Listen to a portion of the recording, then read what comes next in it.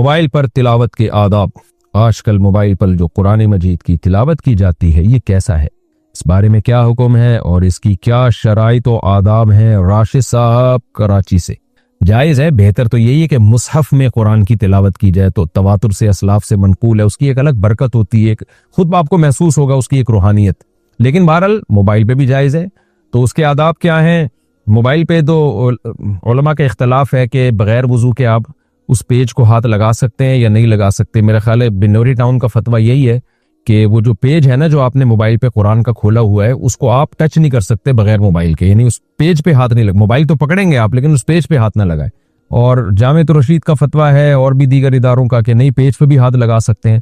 تو یہ اختلاف ہے، جب محققین کا اور اہل حق کا اختلاف ہو جاتا ہے تو اس میں احتیاط یہی ہے کہ آپ کوشش کریں موبائل پر بھی باوضو ہی تلاوت کریں، بہتر یہی ہے۔ اور گنجائش کی بات یہی ہے کہ بغیر وضو بھی تلاوت اس پہ جائز ہے، لیکن اتنی بات تو سب کے نزدیک ہے کہ وضو کر کے تلاوت کا ثواب بغیر وضو تلاوت سے بہرحال بہتر ہے۔ اور ایک اہم بات یہ بھی ہے کہ اگر آپ حافظ ہیں یا قرآن حفظ کر رہے ہیں اور بار بار آپ کو قرآن دہرانا پڑتا ہے اور بار بار وضو کے چکر میں آپ کو یہ خطرہ ہے کہ میں تلاوت سے ہی رہ جاؤں گا، تو پھر بغیر وضو ہی پڑھیں ضرور بہرحال۔ باقی اور مزید آداب یہ ہیں کہ ایسے نہ پڑھا جائے، موبائل پہ تلاوت نہ کی جائے کہ جیسے کوئی ناول پڑھ رہے ہیں آپ، ٹانگ پہ ٹانگ رکھ کے آڑے ترچے بیٹھ کے عجیب طریقے سے، تو یہ ٹھیک نہیں ہے۔ تو بیٹھ کے پڑھیں، تمیز سے پڑھیں، لیٹ کے بھی گنجائش ہے، بعض دفعہ بیٹھنا مشکل ہوتا ہے لیکن لیٹنے کا بھی پھر مہذب طریقہ بھی ہوتا ہے نا لیٹنے کا، آڑے ترچے نہ لیٹے ہوئے ہوں، الٹے اوندھے نہ لیٹے ہوئے ہوں، یہ پھر نامناسب ہے۔ اور جب پیج کھلا ہوا ہو نا، اس پہ پیج پہ قرآن کی آیتیں ہو تو اس پیج کا بہرحال اس وقت احترام کریں۔ ایسا نہ ہو کہ وہ پیج قرآن کا کھلا ہوا ہے اور آپ الٹا رکھ کے چلے جائیں بیٹھنے کی جگہ پہ، تو وہ پھر اس پیج کی ان آیتوں کی بہرحال بے ادبی ہے، کیونکہ ادب کا تعلق عرف سے ہے۔ تو یہ آیتوں کو اس طریقے سے آپ کہیں الٹا رکھ کے چلے جائیں اور بیٹھنے کی جگہ پہ رکھ دیں، موبائل پہ قرآن کھلا ہوا ہے اور آپ اپنے بیٹھنے کی جگہ اس کو رکھ دیں، تو یہ نامناسب ہے، یہ بے ادبی ہے۔ بغیر وضو موبائل میں قرآن پڑھنا، کیا بغیر وضو کے موبائل میں قرآن پڑھ سکتے ہیں اور چھو بھی سکتے ہیں یا نہیں؟ جی ہاں، پڑھ سکتے ہیں، چھو بھی سکتے ہیں، لیکن بہتر ہے کہ نہ چھوئیں، کیونکہ علماء کا اس میں اختلاف ہے۔ جس پیج پہ قرآن مجید کھلا ہوا ہے موبائل کے، تو اس پہ ہاتھ نہ لگانا بہتر ہے، لیکن لگا بھی سکتے ہیں کیونکہ بہرحال وہ ڈیجیٹل فارم میں ہوتا ہے۔ اس میں علماء کی دونوں رائے، احتیاط یہی ہے کہ نہ لگائیں، پڑھ سکتے ہیں، اس میں کوئی حرج نہیں ہے، موبائل کو اٹھا بھی سکتے ہیں۔ انسٹالمنٹ پہ کوئی چیز لینا کیا سود ہے؟ نہیں جی، سود نہیں ہے، اگر اسی وقت طے ہو جائے کہ آپ نے مہنگے داموں خریدنی ہے یا سستے داموں خریدنی ہے، یعنی کیش پہ قیمت کم ہوتی ہے اور انسٹالمنٹ پہ زیادہ ہوتی ہے، تو جس مجلس میں آپ خرید رہے ہیں اسی مجلس میں اگر یہ طے کر دیتے ہیں کہ میں انسٹالمنٹ پہ لے رہا ہوں اور زیادہ قیمت پہ لے رہا ہوں تو یہ جائز ہے۔ ہاں، پھر یہ ہے کہ پھر لیٹ پیمنٹ کی وجہ سے اس میں اضافہ لینا جائز نہیں ہوگا، وہ پھر سود ہو جائے گا۔ تراویح میں اجرت لینا جائز ہے؟ نہیں بھائی، تراویح کوئی بزنس کاروبار نہیں ہے کہ آپ نے ریٹ متعین کیے ہوئے اس کے کہ میں تراویح پڑھاؤں گا اتنے پیسے میں۔ یہ تو ایک سنت عبادت ہے، اس کو فرض نماز پہ قیاس نہیں کیا جا سکتا۔ فرض نماز پورے سال ہوتی ہے، امام کی ذمہ داری ہوتی ہے، وہ اس کی وجہ سے اپنے کوئی دوسرے کام نہیں کر سکتا، اس کو ایک سال نہیں باؤنڈ ہونا پڑتا ہے ایک مستقل اس کو۔ تو تراویح تو سنت ہے، اگر آپ کو کوئی قاری نہیں مل رہا فری میں پڑھانے والا تو اخبل طریقے سے پڑھ لیں، علم طرح سے پڑھ لیں، تو اس لیے جائز نہیں ہے۔ جتنے بھی علماء ہیں مستند ان کا سب کا فتویٰ، اس پہ میں تفصیلی کلپ ریکارڈ کروا چکا ہوں۔ ہاں، اپنی خوشی سے قاری کو کوئی گفٹ دینا چاہے تو گفٹ تو کوئی بھی کسی کو خوشی سے دے سکتا ہے، وہ بالکل جائز ہے، لیکن قاریوں کے دل میں آج کل لالچ بھی ہو گئی ہے، جس مسجد سے ان کو پیسے نہ ملیں پھر وہ اگلی سال وہاں آتے نہیں ہیں۔ جس قاری کا یہ پتا ہو کہ یہ لالچی ہے تو اس کو تو گفٹ بھی نہیں دینا چاہیے، تحفہ ہی ہوتا ہے، اجرت نہیں ہوتی، وہ اس کو تحفہ ہی سمجھنا چاہیے، دے دیں ٹھیک ہے، نہیں دیں تو بھی ٹھیک ہے۔ بیت الخلاء یا بند کمرے میں قبلے کا لحاظ کرنا ضروری ہے؟ جی بالکل ضروری ہے۔ یہ جو حضرت عبداللہ ابن عمر رضی اللہ تعالی عنہ سے ان سے روایت ہے کہ میں نے نبی صلی اللہ علیہ وسلم کو دیکھا کہ آپ کا رخ قبلے کی طرف تھا، آپ قضائے حاجت فرما رہے تھے، کہ آپ کہیں چھت پہ چڑھے نا تو آپ کی اچانک نظر پڑی، تو نبی صلی اللہ علیہ وسلم جو قضائے حاجت کے لیے تھے تو ان کا خیال یہ تھا کہ نبی صلی اللہ علیہ وسلم کا رخ قبلے کی طرف ہے۔ اس کا جواب جمہور کی طرف سے یہ دیا جاتا ہے، جو دیگر اصحاب رسول ہیں وہ اس کے قائل تھے کہ بند کمرہ ہو یا سامنے آڑ ہو تو اس میں بھی قبلے کی طرف رخ کرنا جائز نہیں ہے۔ ہم کہتے ہیں یہ ایک اتفاقی واقعہ تھا۔ پہلی بات، مدینہ میں 100% یہ فیصلہ کرنا کہ نبی صلی اللہ علیہ وسلم کا رخ قبلے کی طرف تھا یا نہیں تھا یہ بہت مشکل ہے، کیونکہ ظاہر ہے قضائے حاجت میں انسان پردے میں ہوتا ہے، اور عبداللہ بن عمر کی جب نبی پہ نظر پڑی ہوگی، کہیں چھت پہ چڑھے ہوئے آپ کی نبی صلی اللہ علیہ وسلم پہ نظر پڑی اور وہ پردے میں ہی تھی، नबी सल्लल्लाहु अलैहि वसल्लम पर्दे में ही थे, तो उसमें ये फैसला करना बहुत मुश्किल होता है कि बिल्कुल 100% आपका रुख किबले की तरफ है या थोड़ा सा इनहराफ है। तो थोड़ा सा भी इनहराफ हो किबले से तो भी जायज़ है। बाकी ये जो नबी सल्लल्लाहु अलैहि वसल्लम से मना है किबले की तरफ रुख करना, तो तिरमिजी की हदीस है, तो उसमें नबी सल्लल्लाहु अलैहि वसल्लम ने अल इतलाक मना किया है। उसमें कहीं भी नहीं है कि बंद कमरे में किबले की तरफ रुख कर सकते हो और खुले मैदान में नहीं कर सकते। तो ये अब्दुल्लाह इब्न उमर रज़ी अल्लाह ताला अन्हु का अपना इज्तिहाद था जो दूसरे सहाबा उस इज्तिहाद में आपके खिलाफ थे। तो वैसे भी किबले की तरफ थूकना जब पसंदीदा नहीं है, चाहे बंद कमरा हो, हदीस में आता है जब तुम में से कोई नमाज में हो ना तो थूकना हो तो दाएं या बाएं थूके, सामने ना थूके, क्योंकि सामने अल्लाह है। तो अब देखें ना, सामने हालांकि सुतरा भी होता है, आड़ भी होती है, लेकिन फिर भी थूकने से मना किया जा रहा है। और वो अल्लाह क्या है? सामने किबला है, जाहिर है। तो वो अल्लाह से मुराद अल्लाह, तो असल में तो अल्लाह अर्श पर है, इल्म और कुदरत के लिहाज से हर जगह मौजूद है। तो उस लिहाज से तो अल्लाह ताला दाएं भी है, बाएं भी है, पीछे भी, आगे भी, हर तरफ ही है। लेकिन सामने जिहत है जो किबले की जिहत है, जिसकी तरफ हम सजदा कर रहे हैं, तो उसको बेइकरामी से रोका गया है। तो थूकने से ज्यादा तो पेशाब ज्यादा बड़ा मसला है। इसलिए किबले की तरफ चाहे बंद कमरे में हो या मैदान में हो या सामने कोई आड़ हो या ना हो, तो किबले की तरफ पेशाब करना जायज नहीं है रुख करके। नबी सल्लल्लाहु अलैहि वसल्लम से तिरमिजी में इस बारे में सही हदीस है कि किबले की तरफ नबी सल्लल्लाहु अलैहि वसल्लम ने रुख करके हमें पेशाब करने से और पुश्त करके भी पेशाब करने से मना किया है, क़ज़ाए हाजत से मना किया है, अलल इतलाक। और जो सहाबी इस हदीस के रावी हैं वो बताते हैं कि हम जब शाम में गए तो वहाँ बैतुल खला किबले की तरफ बने हुए थे और वो इमारत ही का बता रहे हैं, यानी आबादी के बीच में ही। तो कहते हैं फिर हम थोड़ा सा मुड़ के बैठा करते थे क़ज़ाए हाजत के लिए और इस्तिग़फ़ार भी करते थे। एक 22 साल लड़का फौज फिल्में देखने का आदी हो चुका है और नामर्दी इस पर मुकम्मल तौर पर जाहिर है। ऐसे शख्स को गुनाह करने से कैसे बचाएं और क्या ये शख्स निकाह कर सकता है? नामर्दी हो गई है तो फौज फिल्में कैसे देख रहे हैं भाई? नामर्द को तो रग़बत ही नहीं होती इन चीज़ों में। बाकी ये बहुत बड़ा जुर्म है, गुनाह है, और आजकल बहुत सारे नौजवान इसके अंदर मुब्तला हैं। और मैं उन नौजवानों से कहता हूँ, जितना तड़पोगे जाल के अंदर, जाल घुसेगा खाल के अंदर। जो जल्दी तौबा कर लेंगे वो बच जाएंगे, जो नहीं करेंगे, देर करेंगे, तो वो उस गुनाह में फंसते चले जाते हैं। तो इसलिए अपने आप को इस अजाब से बचाएं, इससे बहुत मसाइल खड़े होते हैं। आपकी इस दिवाली जिंदगी पे बहुत बुरा असर पड़ता है इससे, मेंटली हेल्थ आपकी, उसका बेड़ा गर्क हो जाता है। तो इसलिए इसके दो इलाज हैं। एक तो ये कि किसी माहिर नफ्सियात से भी राब्ता करें आप, जो साइकेट्रिस्ट होते हैं, साइकोलॉजिस्ट होते हैं, साइकोलॉजिस्ट से आप राब्ता करें, वो आपको गाइड करेगा, बशर्ते कि वो खुद भी इस बुराई में मुब्तला ना हो। पता चला कि वो उसके लिए अंदर में कोई बुराई नहीं है, तो ऐसे किसी साइकोलॉजिस्ट से राब्ता करें। दूसरा, किसी अल्लाह वाले की सोबत भी उठाएं। हजरत फिरोज मेमन साहब हैं और भी दीगर बुजुर्गान दीन हैं, उनसे बैत हो जाएं आप। तो अक्सर देखा है जो हजरत फिरोज मेमन साहब दामत बरकातुहू में, उनसे जो लोग बैत होते हैं तो ये फौश चीज़ों से अल्लाह उनको बचा लेता है अल्हम्दुलिल्लाह। और इस ज़माने का बहुत बड़ा फितना ही औरत है, ये बेहयाई है। तो औरत इस सेंस में, बेहयाई के सेंस में। तो इसलिए आप एहतियात करें और जाके ये जिस नौजवान की भी आपको खबर पहुंची है उसको बताएं आप जाके कि बैत हों किसी बुजुर्ग से, तबलीग में 4 महीने लगाएं और किसी साइकोलॉजिस्ट से भी राब्ता करें, क्योंकि ये हर एक के हालात दूसरे से मुख्तलिफ होते हैं। जनरली एक ही जवाब नहीं दिया जा सकता जो सब पे उसका इतलाक हो। तो हर शख्स की हालत दूसरे से मुख्तलिफ होती है। और निकाह तो जल्द से जल्द करे फौरन, वो तो लाजमी है। अगर कोई महरम ना हो तो लड़की अकेले उम्रा कर सकती है? नहीं कर सकती। लड़की मुझसे उम्र में 2.5 साल बड़ी है, क्या इससे निकाह कर सकते हैं? क्यों नहीं कर सकते? नबी ने हजरत खदीजा से शादी की, आप 15 साल बड़ी थी, 2.5 साल तो कुछ भी नहीं है। मुझे तलाक के वहम होते थे। एक दिन मैंने अपने शौहर से पूछा, कहीं हमारी तलाक तो नहीं हो गई? तो उन्होंने कहा कि हाँ हो गई है, तुम यही सुनना चाहती हो ना? हालांकि उन्होंने तलाक का लफ्ज़ इस्तेमाल नहीं किया था। तो क्या हमारी तलाक वाकई हो गई है? अगर बिल्कुल वाज़े करीना है, 100% 100% आपको यकीन है कि ये जुमला उन्होंने तंजिया कहा है कि वहमी औरत को इंसान का बच्चा बनाने के लिए, और शौहर को बार बार तंग कर रही है, आपको यकीन है 100%, और शौहर भी कसम उठा के बोलता है कि मेरा मकसद तंज था, तो फिर तलाक नहीं हुई है। लेकिन नॉर्मली अगर कोई शख्स कहता है ना हाँ तलाक हो गई है, तो ये इकरार तलाक है, और इस इकरार तलाक से भी तलाक वाक़ई हो जाती है। इसमें यही समझा जाएगा कि ये तलाक दे चुका है। लेकिन यहाँ वाज़े करीना है कि बीवी वहमी है और तंग कर रही है शौहर को। तो अगर शौहर कसम उठा के कह दे कि मेरा मकसद सिर्फ तंज करना था और मैंने कोई तलाक नहीं दी तुम्हें, और औरत को भी इसकी बात का यकीन हो, लेकिन आप तो वहमी है, आपको तो एक नया मसला खड़ा हो जाएगा आपके लिए, तो ये तलाक नहीं हुई है इस तरीके से। बाकी वहम का इलाज करें, ये छोड़ नहीं, ये वहमी लोगों की ज़िंदगी बड़ी बर्बाद होती है। ہم اپنی والدہ کی خدمت کرتے ہیں لیکن اس کے باوجود وہ ہمیں بد دعائیں دیتی ہیں، ان بد دعاؤں کو کوئی اثر تو نہیں ہوگا؟ آپ خدمت کرتے رہیں اور والدہ کو اللہ ہدایت دے۔ اولاد کے لیے بد دعا کرنے سے والدہ کو بھی گناہ ملتا ہے اور بہت سخت نقصان ہوتا ہے والدہ کو، تو ماں کے لیے بد دعائیں کرنا جائز نہیں ہے۔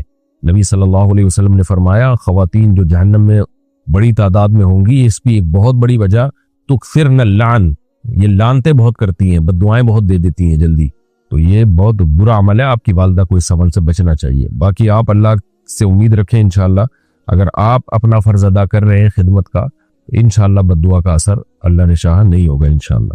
کیا ایک مٹھی داڑھی کے بغیر مرد سچا اور پکا مسلمان بن سکتا ہے؟ نہیں جی، نبی صلی اللہ علیہ وسلم نے حکم دیا اعفوا اللحا، داڑیاں بڑھاؤ، اور یہ حکم وجوبی ہے، استحبابی حکم نہیں ہے، لازمی حکم ہے یہ۔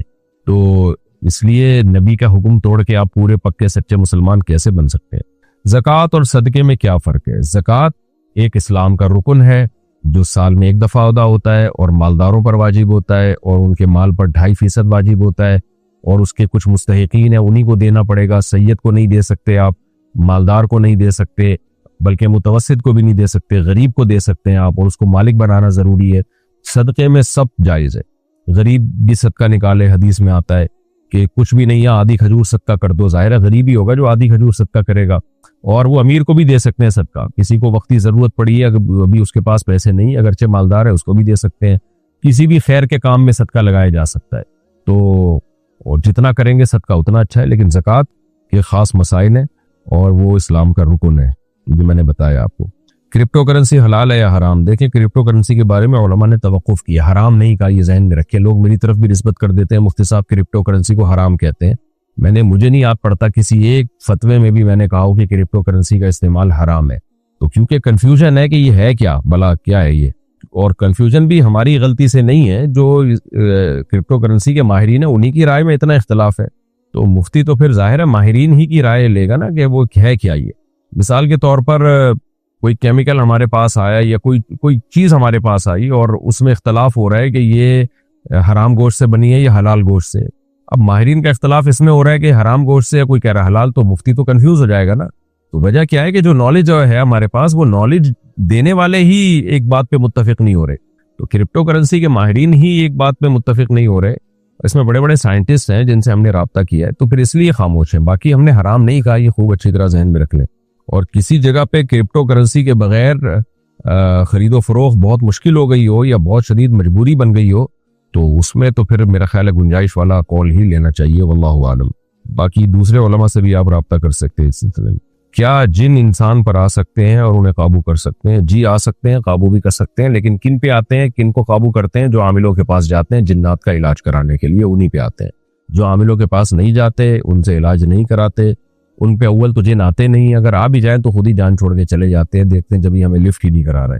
تو باقی اگر اللہ نہ کرے لاکھوں میں کوئی ایک آدھ ہوتا ہے جس پہ جن آ سکتا ہو، آ جاتا ہے، اور وہ بھی مخصوص ٹائپ کے لوگ ہوتے ہیں، اب جن میں کانفیڈنس ہوتا ہے، قوت ارادی مضبوط ہوتی ہے، عام طور پہ جن ان پہ نہیں آتے۔ تو اگر اللہ نہ کرے کسی پہ آ گیا ہے، اکثر تو 99% فراڈ کے کیس ہوتے ہیں، لڑکے لڑکیاں اپنے اوپر جن مسلط کر لیتے ہیں، اصل میں عشق معاشقہ ہوا ہوتا ہے ان کو، تو وہ ناٹک کر رہے ہوتے ہیں۔ بعض دفعہ بہویں اپنے اوپر جن مسلط کر لیتی ہیں، ناٹک کر رہی ہوتی ہیں کہ میں کمفرٹیبل نہیں ہوں وغیرہ وغیرہ، بعض دفعہ ساس مسلط کر لیتی ہے، بڑے بڑے ڈرامے چل رہے ہوتے ہیں اس میں۔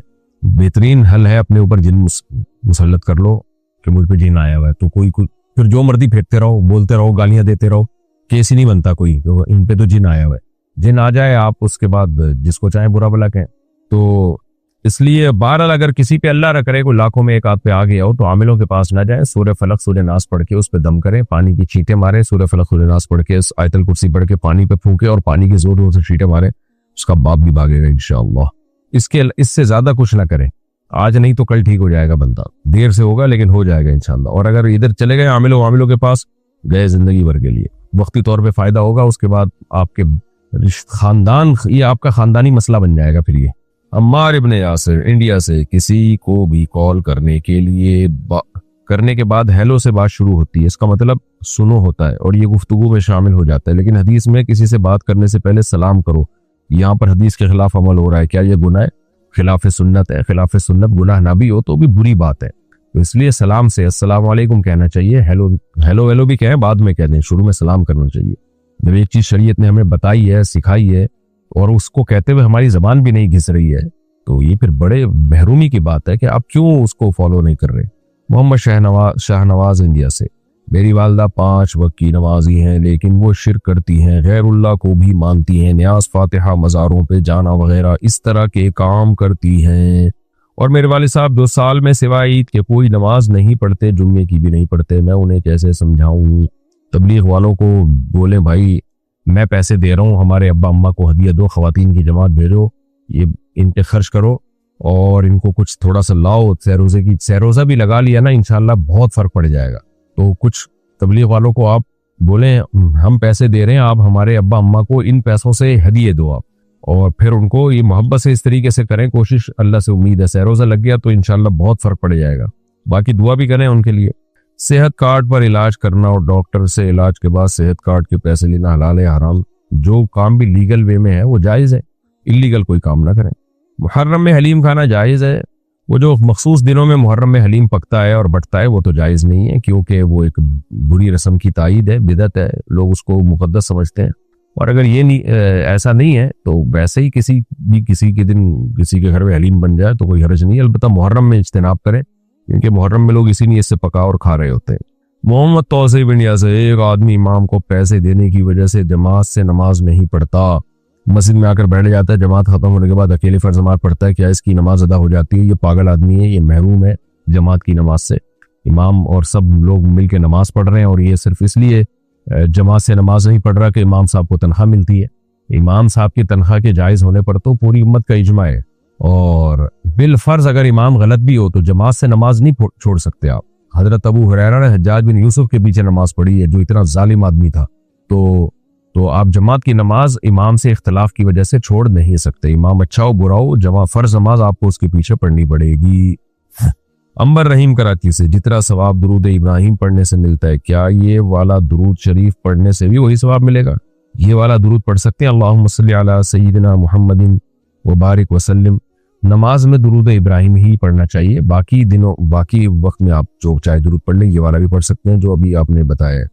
اگر جسم سے خون نکلے تو کیا وہ ناپاک ہوتا ہے، اور اگر کسی کپڑے پر لگ جائے تو اس کا کیا حکم ہے؟ خون نکل کے بہہ گیا تو یہ ناپاک ہوتا ہے، اور کپڑے پہ لگ جائے تو کپڑا بھی ناپاک ہو جاتا ہے، البتہ ایک آدھ دھبا اگر لگائے تو نماز ہو جائے گی، اور اگر ہتھیلی کی گہرائی کے بقدر پھیل گیا تو نماز نہیں ہوگی۔ داؤد لاہور سے: کیا کسی برے کام کا ارادہ کرنے پر بھی گناہ ملتا ہے؟ اگر صرف ہلکا سا ارادہ آیا ہے دل میں تو گناہ نہیں ملتا، ہاں اگر عزم کر لیا ہے، پکا ارادہ، اتنا پکا ارادہ کہ اب اس کے اسباب اختیار کرنا شروع کر دیے، یا یہ کہ اگر رکاوٹیں نہ ہوتی تو یہ گناہ کر دیتا، تو پھر اس ایسے مضبوط ارادے پر بھی گناہ ملتا ہے۔ لیکن ایسا مضبوط ارادہ کر کے اگر آپ نے ارادہ بدل دیا تو پھر اللہ نیکی بھی دیتے ہیں، یا گناہ کا ہلکا سا ارادہ آیا تو ہلکے سے ارادے پر گناہ نہیں ملتا، لیکن اس ہلکے سے ارادے سے آپ دستبردار ہو گئے اور پیچھے ہٹ گئے تو بھی نیکی ملتی ہے۔ امامت کب کر سکتے ہیں؟ کیا مطلب امامت کب کر سکتے ہیں؟ بھائی امام کے لیے عاقل بالغ ہونا ضروری ہے، اور ایسے شخص کو امام بنایا جائے جو پرہیزگار ہو، داڑھی مکمل ہو، اس کی شریعت کو فالو کرتا ہو۔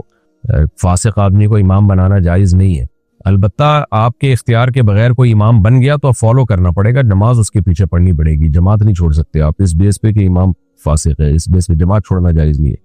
ذیشان صاحب کہتے ہیں: میں ایک بینک کیشیئر ہوں، جب شام کے وقت کیش بیلنس کرتے ہیں تو کبھی کبھی کیش ختم ہو جاتا ہے اور کبھی زیادہ، جب کم ہوتا ہے تو جیب سے پیسے ڈال کر بیلنس کرتے ہیں، اور جب زیادہ ہوتا ہے تو اسے ٹریس کرتے ہیں کہ کسی اور کا کیش ہمارے پاس نہ آ گیا ہو، اور اگر ٹریس نہ ہو تو کیا ہم اس کیش کو استعمال کر سکتے ہیں؟ جتنا کیش آپ نے اپنی جیب سے ڈالا ہے تو اتنا یوز کر سکتے ہیں، اس سے زیادہ نہیں۔ عامر صاحب ٹنڈو: میں نے انسانوں کے نیچرل بالوں کی وگ لگائی ہوئی ہے، جب وضو یا غسل کرتا ہوں تو نکال دیتا ہوں، لیکن باقی وقت لگی رہتی ہے جیسے نماز وغیرہ کے اوقات میں، کیا اس طرح میری نماز ہو جاتی ہے؟ نماز مکروہ تحریمی ہے، نبی صلی اللہ علیہ وسلم نے انسانی بال استعمال کرنے سے منع کیا، بالکل حرام ہے یہ، تو آپ مصنوعی بالوں کی وگ لگا لیں، انسانی بالوں کی وگ نہ لگائیں۔ زینب عمر انڈیا سے: قربانی میں اگر قصائی نہ مانے اور حرام مغز میں چاقو مار دے تو اس سے جانور کا گوشت حلال ہوگا؟ جی گوشت تو حلال ہوگا، لیکن یہ عمل جائز نہیں ہے، برا عمل ہے۔ یوٹیوب کے اسلامی چینلز کی پیمنٹ حلال ہے؟ جی حلال ہے، اس پہ کئی دفعہ تفصیلی بیان ریکارڈ کروا چکا ہوں، البتہ چند فیصد پیسے صدقہ کر دیں، 2%، 2.5%، 5%، تو کچھ نہ کچھ صدقہ کر دیں تاکہ اس میں جو ایڈ ایسے آ گئے ہیں فوش وہ آپ کی رقم اس سے پاک ہو جائے۔ باقی اس پہ میں دلائل سے پورا کلپ ریکارڈ کروا چکا ہوں، وہ دیکھ لیں۔ میرا شوہر ایک تندرست آدمی ہے لیکن وہ کماتا نہیں ہے، اسے کمانے کا بولو تو مارتا ہے۔ جی پاگل آدمی ہے۔ میرے 6 بچے ہیں، ان کو پالنے کے لیے مجھے کیا اپنے بچے اور شوہر دونوں کو کما کر کھلانا پڑے گا؟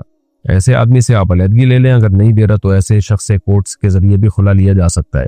آپ 2 گواہوں کو لے کے جائیں کورٹ میں اور کہیں کہ بھئی یہ میرے اڑوس پڑوس میں رہتے ہیں اور میرے حالات جانتے ہیں، یہ سب جانتے ہیں اس بات کو کہ میرا شوہر مجھے بالکل نان نفقہ نہیں دیتا، اور جب میں اسے نان نفقے کی بات کرتی ہوں تو مجھے الٹا مارنا شروع کر دیتا ہے۔ تو کورٹ اس کو جو ہے گواہوں کی موجودگی میں پہلے تو اس کو بلائے شوہر کو، شوہر بیان دے، اور اگر وہ ثابت ہو جاتا ہے کہ واقعی یہ کر رہا ہے گواہوں سے تو پھر کورٹ جو ہے نکاح کو ختم کر دے، تو اس طریقے سے نکاح ختم ہو جائے گا۔ تو میرا خیال ہے آپ کے لیے شوہر کے پاس رہنا درست نہیں ہے، علیحدگی اختیار کریں ایسے آدمی سے۔ اچھا بھائی، میرے پاس 6 تولے سونا ہے اور وہ گروی رکھا ہوا ہے۔ کہاں رکھا ہوا ہے بھائی ذرا بتا دے؟ اور ہمارے اوپر قرضہ بھی بہت زیادہ ہے، کیا اس صورت میں بھی قربانی فرض ہے؟ ابھی تو زکوٰۃ کے مسائل لوگ رمضان میں پوچھ رہے ہیں آپ۔ یہ بھائی 2026 ہے 25 ہے، میں جگہ جگہ 26 بیان میں بھی اس دن 26 بول دیا میں نے۔ اچھا خیر، تو کہتے ہیں 6 تولے 2025 چل رہا ہے یہ رمضان، اور آج جمعرات۔ 6 تولے سونا اور وہ گروی رکھا ہوا ہے۔ دیکھیں آپ کے پہ قرضہ کتنا ہے، تو قرضہ یعنی سونا نکال کے بھی یعنی قرضہ اس سے بھی زیادہ ہے، تو پھر نہ قربانی ہے نہ زکوٰۃ ہے۔ لیکن جتنا سونا ہے اور قرضہ اس سونے کی قیمت سے مائنس کر کے دیکھیں کتنا اضافی بچ رہا ہے، تو اس اضافی اگر وہ 52.5 تولہ چاندی سے زیادہ ہے تو پھر زکوٰۃ بھی ہے اور قربانی بھی آپ کے۔ اگر بیٹی کے لیے کوئی بھی رشتہ آئے اور اس کا باپ کہے کہ ماں جانے، تو کیا صورت میں ماں اپنی بچوں کا رشتہ کر سکتی ہے، بچی کا رشتہ کر سکتی ہے؟ جی کر سکتی ہے، لیکن باپ کو چاہیے کہ وہ یہ نہ کہے کہ ماں جانے۔ باپ زیادہ اچھا فیصلہ کر سکتا ہے، اس کو حالات کا زیادہ علم ہوتا ہے، تو اس لیے یہ بالکل ایسے دستبردار ہو جانا بھائی اماں سے پوچھو، یہ مناسب نہیں ہے۔ باقی ماں پھر ایسی صورت میں کرے گی، ظاہر ہے کوئی نہ کوئی تو بچی کا رشتہ کرے گا ہی نا۔ نکاح کے موقع پر اگر والد کے سر نیم میں غلطی ہو جائے تو کیا نکاح جائز ہے؟ او بھائی یہ تو بڑا غلط مسئلہ ہو گیا۔ والد کے سر نیم میں، والد کا جو اصل نام ہے وہ اگر پورا لیا ہے، سر نیم میں غلطی ہو جائے تو نکاح ہو جائے گا، لیکن والد ہی کا نام اگر نہیں لیا، یعنی والد کی جگہ کسی اور کا نام ڈال دیا تو پھر نکاح نہیں ہوگا۔ میں سعودیہ میں ہوتا ہوں، میرے گھر والے میرے رشتے تلاش کر رہے ہیں اور انہیں ایک رشتہ پسند بھی آیا، لیکن وہ لڑکی والوں نے یہ بات کافی عرصے بعد بتائی کہ لڑکی کا پہلے نکاح ہو چکا ہے لیکن رخصتی نہیں ہوئی، ہم نے طلاق لے لی تھی۔ یہ بات میرے گھر والوں کو بری لگی، انہوں نے میری رائے پوچھی، میں نے رضامندی ظاہر کر دی، لیکن اب گھر والے نہیں مان رہے تو میں گھر والوں کو کس طریقے سے مناؤں؟ گھر والوں سے بولو اتنے زیادہ نخرے مناسب نہیں ہے، آپ کی بھی کل بیٹیاں ہوں گی اور آپ کے بھی بہنیں ہوں گی اور آپ کے خاندان میں بھی لڑکیاں ہوں گی۔ اب اگر نکاح ہوا تھا اور رخصتی سے پہلے طلاق ہو گئی تو کیا ہے اس میں کون سا کوئی اتنا بڑا طوفان آ گیا؟ تو اس لیے محض اس بیس پہ آپ انکار نہ کریں کہ انہوں نے ہمیں بتایا کیوں نہیں۔ بہت سی چیزیں لڑکی والے نہیں بتا رہے ہوتے، ان کو مجبوری ہوتی ہے کہ خام خام ایک وہم پیدا ہو جائے گا، یا تو رخصتی ہو گئی ہوتی نا پھر نہ بتاتے تو یہ واقعی بڑا جرم تھا۔ خالی کاغذ میں نکاح ہوا ہے اور رخصتی سے پہلے طلاق ہو گئی، بیسیوں وہ جو وجوہات ہوتی ہیں، غلط فہمیاں پھیل جاتی ہیں، تو یہ کوئی اتنا بڑا مسئلہ نہیں ہے جس کی بیس پہ آپ کے گھر والے رشتے سے انکار کر رہے ہیں، بالکل غلط بات ہے یہ۔ محمد ہارون، ہر کام کرنے سے پہلے بسم اللہ پڑھنی چاہیے، تو کیا بسم اللہ پڑھنے سے پہلے تعوذ پڑھنا ضروری ہے؟ نہیں بھائی، خالی بسم اللہ کافی ہے۔ 5 وقت صرف فرض نماز ادا کرنے سے کیا نماز مکمل ادا ہو جاتی ہے؟ کیا سنت اور نوافل ادا کرنا ضروری ہے؟ سنت مؤکدہ ادا کرنا ضروری ہے۔ ویسے تو فرض کر لیں گے تو فرض تو ادا ہو جائیں گے، لیکن یہ کہ نبی صلی اللہ علیہ وسلم نے جب بھی یہ فرض نماز پڑھی ہے سنت مؤکدہ کے ساتھ پڑھی آپ صلی اللہ علیہ وسلم نے، تو یہ سنت مؤکدہ فرائض ہی کے تابع ہوتی ہیں، تبھی الگ سے نہیں ہوتی۔ دیکھیں اشراق کی نماز کو آپ الگ سے بھی پڑھ لیں، تہجد الگ سے بھی پڑھ لیں، لیکن یہ جو فرض نمازوں کی سنتیں یہ فرض نمازوں کے ساتھ ہی خاص ہیں، تو اس سے پتہ چلتا ہے یہ انہی نمازوں کی تکمیل کا ذریعہ ہے اور ایک طرح سے انہی کا حصہ ہیں کہ ان کو وہ مکمل جب تک نہیں ہوں گی، کامل طور پہ مکمل جب تک یہ سنت مؤکدہ ساتھ میں نہیں ملائیں گے۔ تو اس لیے فجر کی 2 سنتیں، ظہر سے پہلے 4 سنتیں، ظہر کے بعد 2 سنتیں، مغرب کے بعد 2 سنتیں، عشاء کے بعد 2 سنتیں، یہ لازمی پڑھنی چاہیے، ان کو چھوڑنا ٹھیک نہیں ہے۔ ہاں کبھی بہت زیادہ تھکاوٹ ہو یا ٹریولنگ میں ہو، سفر کے دوران یعنی سفر کر رہے ہو تو پھر چھوڑ دیں، چھوڑ بھی سکتے ہیں۔ یعنی کیا تکبیرات تشریق سفر میں بھی پڑھی جائے گی؟ تکبیرات تشریق جی ہاں سفر میں بھی پڑھی جائے گی۔ انڈیا سے کسی نے پوچھا اگر نماز ایسی جگہ پر پڑھی جائے جہاں سے لوگوں کا آنا جانا ہو تو نماز کے آگے کتنی لمبی اور چوڑی چیز رکھنی پڑے گی جس سے سامنے سے لوگ آسانی سے گزر سکیں؟ بھائی کم از کم اتنی کہ 1 انگلی کے برابر اس کی موٹائی ہو اور ایک بالش کم سے کم 1 بالش اونچائی ہو. اتنا بڑا سترہ ہونا ضروری ہے, اس سے چھوٹا نہیں چلے گا. کیا پورا وضو ایک ہی وقت میں کرنا ضروری ہے, جیسے کہ آدھا وضو کر لیا اور پیر چھوڑ دیے اور 5-10 منٹ بعد پیر دھو لیے, کیا اس طرح وضو ہو جائے گا؟ ہو جائے گا, لیکن یہ خلاف سنت ہے. اور بے وقوفی بھی آدھا پیر دھو کے اب کیوں جا رہے ہو, باقی بھی آدھا ابھی دھو لو, اس میں کون سا کوئی سمجھ میں نہیں آیا مجھے. بہرحال ہو جائے گا وضو. اگر کسی آدمی کی 3 بیویاں ہیں اور اس آدمی کا انتقال ہو جائے, افسوس اس پر ہوا کہ چوتھی سے پہلے انتقال ہو گیا. بہرحال کسی آدمی کے 3 بیویاں, کہاں چلا گیا سوال ہی غائب ہو گیا, اتنا بھی افسوس. ہاں, اگر کسی آدمی کی 3 بیویاں ہوں اور اس آدمی کا انتقال ہو جائے اور اس کی کوئی نرینہ اولاد نہ ہو, ساری بیٹیاں ہی بیٹیاں ہوں, اور ایک بیوی کا بھی انتقال ہو جائے, وفادار تھی اپنے شوہر کے بعد چلی گئی اپنے شوہر کے پاس, اس کی بھی بیٹیاں ہوں, تو کیا ان بیٹیوں کا وراثت میں کوئی حصہ ہوگا؟ دیکھیں, جس آدمی کی صرف بیٹیاں ہی بیٹیاں, تو جب اس کی ڈیتھ ہوئی, اللہ تعالیٰ مغفرت فرمائے, تو اس کی وراثت 2/3 اس کی بیٹیوں میں جائے گی, اور 12.5% یعنی 8واں حصہ تینوں بیویوں میں برابر ڈیوائیڈ ہو جائے گا.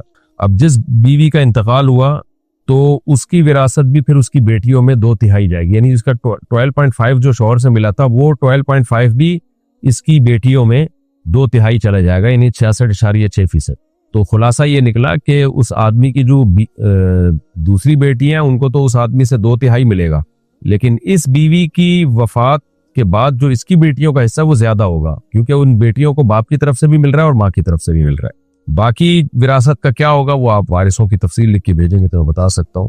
بہرحال افسوس اس پر ہوا کہ چوتھی سے پہلے دنیا سے چلے گئے.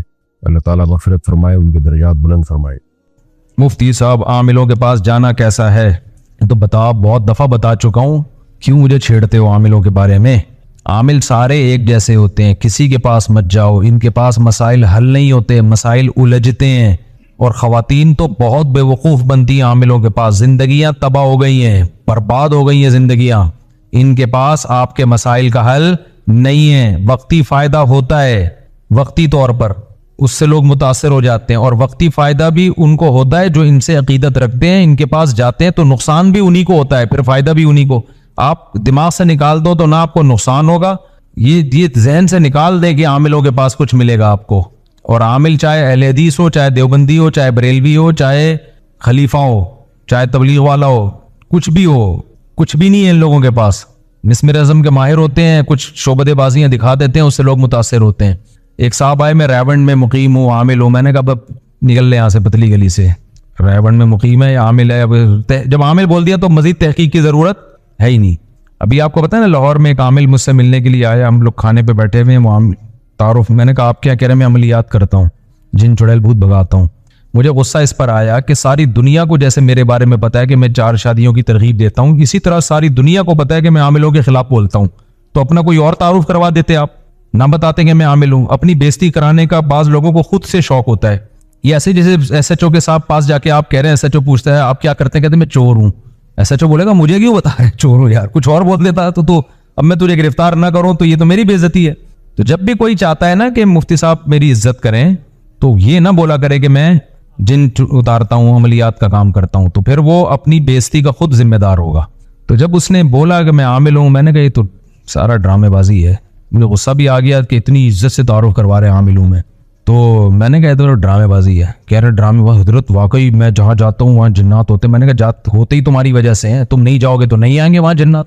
انگریزوں پہ آتے ہیں جنات؟ نہیں آتے. پتہ ہے ان انگریزوں پہ آتے ہیں جو پادریوں کے پاس جاتے ہیں علاج کے لیے. جن پادریوں میں بھی ایسے ڈرامے باز بہت ہیں عیسائیوں میں نا, کہ جن اتارتے ہیں, روحانی عملیات کرتے ہیں. تو جو ان کے پاس جاتے ہیں ان پہ جن چڑیل بھوت بھی آتے ہیں. اور جو گورا لیب میں ہے, کوئی سائنسدان ہے, کوئی پڑھائی میں لگا ہوا ہے, جو ایجوکیٹڈ لوگ ہیں, بزنس میں لگے, ان پہ کچھ بھی نہیں آ رہا ہوتا.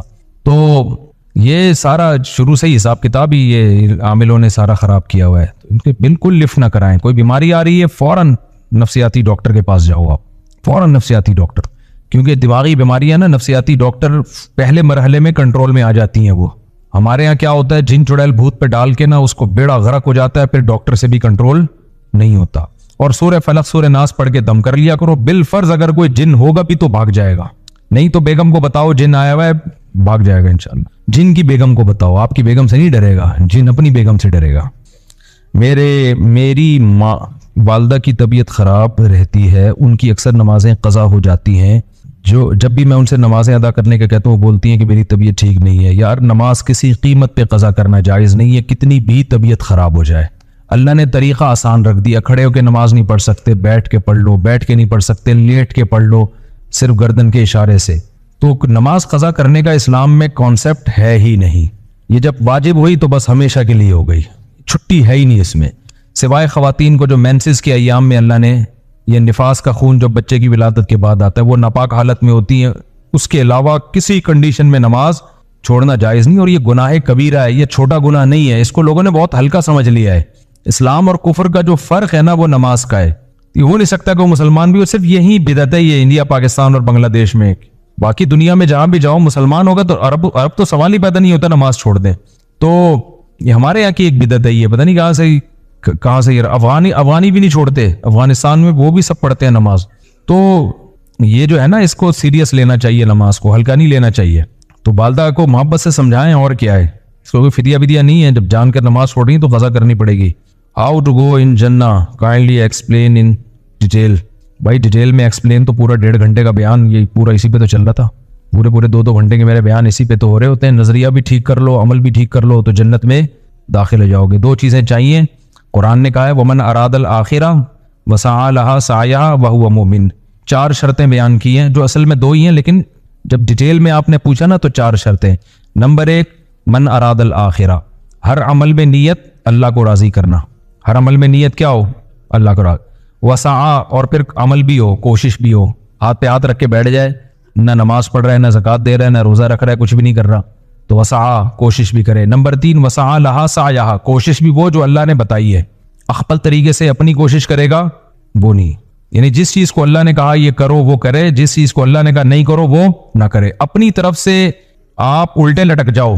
جیسے میں نے بیان میں کہا نا کہ ہندو اعتراض کر رہا ہے کہ یہ مولوی لوگ تو دیکھو شادیاں بھی کر رہے ہیں، گاڑیوں میں گھوم بھی رہے ہیں، تو اب وہ چاہ رہا ہے کہ ہم شادیاں بھی چھوڑ دیں، گاڑی میں کے بجائے ہم گدھے پہ آ جائیں۔ تو یہ کوشش تو ہوگی، لیکن یہ آپ کی بنائی ہوئی کوشش ہے، اس سے اللہ خوش نہیں ہوگا۔ میرا دل چاہ رہا ہے جلیبی کھانے کا، میں جلیبی چھوڑ دوں اللہ کی رضا کے لیے، تو اللہ کہے گا میں نے کب کہا میں جلیبی چھوڑنے سے خوش ہوتا ہوں؟ ہاں صحت کے لیے چھوڑ دے ایک الگ بات ہے، یا میرا خربوزہ کھانے کو دل چاہ رہا ہے، میں کہوں میں اللہ کے لیے خربوزہ چھوڑ دوں گا تو اللہ خوش ہوگا؟ اللہ کہے میں نے خربوزے پیدا تمہارے لیے کیے ہیں تو کیوں چھوڑ رہا ہے بھائی تو؟ میں کہوں میرا انار کھانے کا دل چاہ رہا ہے، میں انار نہیں کھاؤں گا، اللہ خوش ہوگا؟ ہوگا خوش اللہ؟ اللہ کہے گا میں نے کب کہا کہ بھئی میں انار چھوڑنے سے خوش ہوتا ہوں؟ میرا پراٹھا کھانے کا دل چاہ رہا ہے، میں چھوڑ دوں پراٹھا اللہ کی رضا کے لیے، تو یہ اپنی بلائی بھی کوشش ہوگی، اس سے اللہ خوش؟ تبھی تو جو لوگ افطار میں دیر کرتے ہیں گناہ ملتا ہے ان کو، اس لیے کہ اللہ نے پابندی لگائی تھی سورج غروب ہونے تک، وہ پابندی ہٹ گئی ہے۔ اب تو جو دیر کر رہا ہے یہ تیرا اپنا ہیڈ ایک ہے، کیوں کر رہا ہے بھائی تو یہ سمجھ رہا ہے کہ میں لمبا روزہ رکھوں گا اللہ خوش ہوگا؟ نہ نہ نہ نہ، اب روزہ ختم ہو گیا تو اب اللہ کھانے سے خوش ہوگا، اجتناب کرنے سے خوش نہیں ہوگا۔ سمجھتے ہو کہ نہیں سمجھتے؟ اور میں تو اس لیے بھگتا ہوا ہوں کہ جب بار بار شادی کا ٹاپک آ رہا ہے، خواتین بھی بیان سننے آئی بھی ہیں، اللہ معاف فرمائے، کیا کریں تو استغفار کر لیں گے پھر بیٹھ کے۔ میں جب کر رہا تھا نا تو مجھے سب سے زیادہ تانے پتہ ہے کیا مل رہے تھے؟ عیاشی کے، دوسری شادی کر رہے ہیں، عیاشی عیاشی عیاشی، اتنے میں لوگوں کو سمجھاتا تھا ایکچولی دیکھیں بیوہ عورتیں اتنی زیادہ ہیں، ایکچولی طلاق یافتہ اتنی، میں سمجھا کے تھک گیا، کسی کی کھوپڑی میں بات نہیں آئی۔ پرسوں ایک خاتون ملی ہیں مجھ سے، پرسوں، اور مجھے دیکھ کر اتنا زیادہ وہ ایکسائٹڈ ہو رہی تھی، بہت زیادہ، جیسے پتہ نہیں کوئی کیا، یعنی میں نے کہا ان کو کیا ہو گیا اتنا خوش ہو رہی ہیں؟ اسکارف میں تھی وہ، اور بھاگتی ہوئی آئی، مفتی صاحب آپ کی تصویر لینی ہے، اپنے ہسبینڈ کو دکھاؤں گی آپ تو۔ میں کھڑا ہو گیا مانا، میں نے کہا بہت بیچاری جذبات میں ہوئی ہوئی ہے، اس نے کیمرے سے تصویر لی، اپنے شوہر کو بھیج دی، میں چلا گیا آگے، بڑی خوش تھی نا، میں آپ کے بیان سنتی ہوں، میں بہت خوش ہوں، آپ میں نظر آ گئے، ایسے تصویر کھینچی تو جو ہے نا وہ، پھر میں اپنا کام نمٹا کے آ رہا ہوں، پھر راستے میں کھڑی بھی ہیں، اور اے مفتی صاحب میں کیا بتاؤں؟ میں نے کہا خیریت کیا ہو؟ کہہ رہی ہیں بھائی میں طلاق یافتہ ہوں، میری شادی کی امیدیں ختم ہو گئی تھیں، آپ کا بیان میرے شوہر نے سن کے مجھ سے دوسری شادی کی ہے، اور مجھے بڑا اچھا میاں مل گیا، اور میں نے یہ تصویر اپنے میاں کو بھیجی ہے، اس میاں نے بھی جواب رپلائی کیا ہے، واٹس ایپ پہ بھیجا ہے، مفتی صاحب کا شکریہ ادا کرو کہ جو ہے نا میں نے ان کا بیان سن کے 2 شادیاں کی ہیں۔ تو اس میاں کا تو فائدہ ہوا نا، اس خاتون کا کتنا ہو گیا کہ نہیں ہو گیا؟ ٹھکانہ مل گیا بیچاری کو یار، اچھا میاں مل گیا۔ اچھا میں یہ بتا دوں، اچھا زیادہ تر 4 شادیوں والے فراڈی ہیں، یہ ذہن میں رکھنا. کبھی میرے بیان سن کے نا متاثر نہ ہو جانا کہ اس آدمی کی 4 بیویاں تو بہت نیک ہے. یہ عامل روحانی زیادہ تر 4 شادیاں کر رہے ہیں. سمجھ میں آ رہی ہے بات؟ یہ جو روحانی ٹوپی ڈرامے ہیں نا، جو جن چڑیل بھوت بھگانے والے لوگ ہیں، ان میں سے اکثر کی 4 بیویاں ہیں. تو اس سے لوگ متاثر ہو جاتے ہیں کہ یار دیکھو حضرت نے مفتی طارق مسعود صاحب کی ترغیب پر عمل کیا. او بھائی میں ان لوگوں کو ترغیب دیتا ہی نہیں ہوں. میں جتنے 4 شادیوں والے ملے ہیں نا مجھ سے، چند اچھے ہیں، سارے فراڈی نہیں ہیں. زیادہ تر یہ 2 نمبر لوگ یہ کام کر رہے ہیں. یہ عامل لوگ کیا کرتے ہیں، لڑکیوں کو پٹا کے نا جن چڑیل بھوت کے چکر میں نا ان کو اپنی عقیدت ان کے دل میں بٹھائیں گے. دیکھو شادی تو لڑکی سے ہی ہوتی ہے.